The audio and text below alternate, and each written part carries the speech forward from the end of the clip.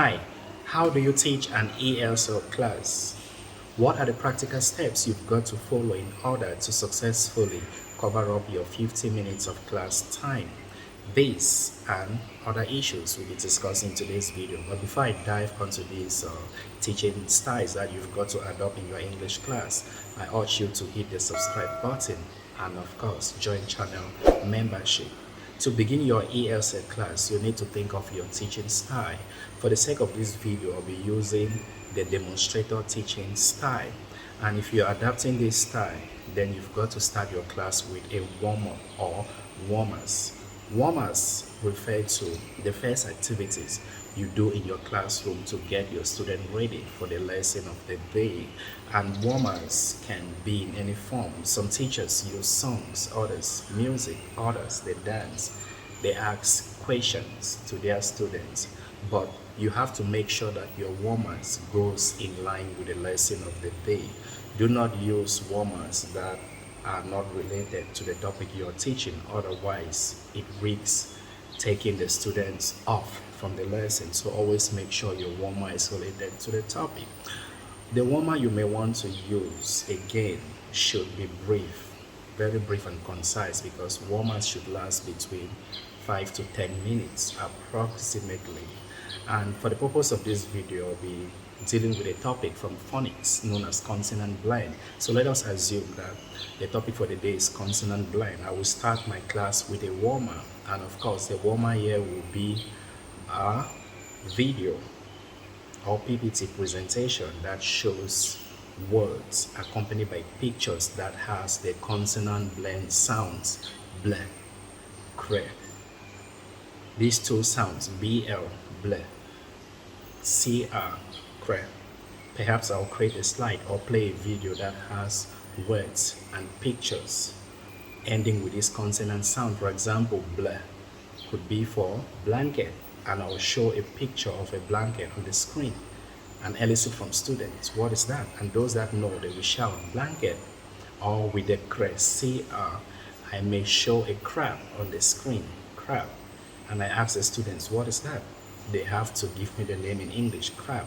So once I elicit this information with much more examples, it will help to prepare the students for the lesson of the day, which is consonant blend. And like I said, your warmers shouldn't last more than 10 minutes. After the warmers, you need to go on to the lesson proper. After the warmers, you've got to begin the lesson. But before the lesson proper, make sure you've written clear instructions on the board.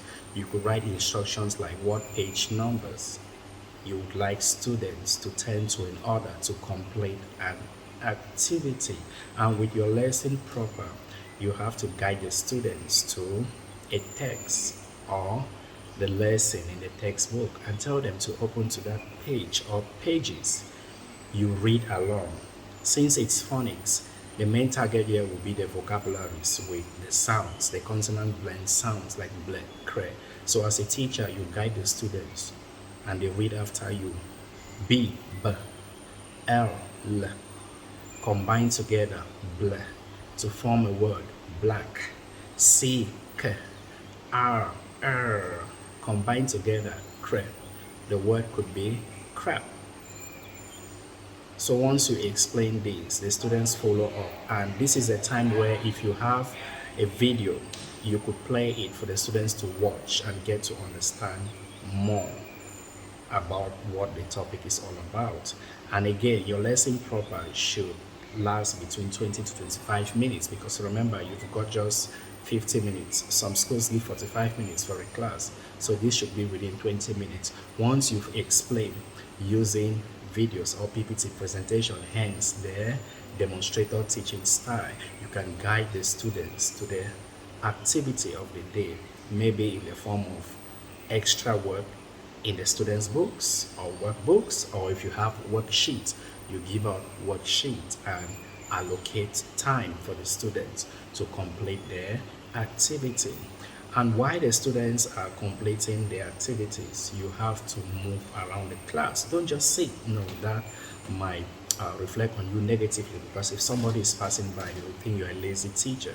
Move around and observe to make sure the students are doing what you gave, or they are following the right instructions. And after moving, you may want to spend time conducting roll calls. For those that teach in schools that they have to conduct roll calls, this is the time you've got to do this. Conduct roll call, or if you think you want to give an assignment in the form of homework at the end of the class, then sit and brainstorm on the assignment. And after you must have done all those activities, that is roll call, you brainstorm an assignment, you may want to use the remaining 5 minutes to relax and catch your breath. Perhaps this is the time you sip a glass of water, or if you have a cup of coffee, you sip a little coffee to be energized. Once the activity is complete, you may want to call on student leaders to stand up and collect the books or worksheets from the rest of the class. Don't waste your energy going around to collect the books. Try to get students involved in the lesson, and calling on student leaders or a few selected students to help you get the rest of the books from their classmates is quite good. So call on them to get the books and place it on your table, which lead us to the third and last structure of your lesson, wrap up. A wrap up is the last section of your lesson to end the lesson for the day. And remember, I have mentioned you have at least 50 minutes. Some schools may give you 45 minutes. So your wrap up shouldn't exceed 7 minutes. With wrap up, you simply review the target vocabularies, like since we are talking about phonics, consonant blend. In this case, I may want to review the target words like the bl, cre, which I've mentioned. B for b, l, l, c, k, r, If you combine these letters, it becomes bl, cre. Once you've reviewed the target vocabularies, if you have homework, this is the time you've got to give out your homework. If not, wish the students well and end the class. And never ask students if they understand the lesson, especially when you're dealing with young learners, because if you do this, they'll all say yes. They'll always say yes, definitely. And yes isn't enough for you to gauge if they understand the lesson. The only way you can gauge if they understand is by correcting the exercise which you gave. Many teachers make the mistake of asking, do you understand? Even with adult learners, the question alone is not enough to gauge if your students understood your lesson. Just go through the activities which you've given. From there, you'll be able to tell if they understand or not. And if need be, you may want to repeat the lesson across many classes.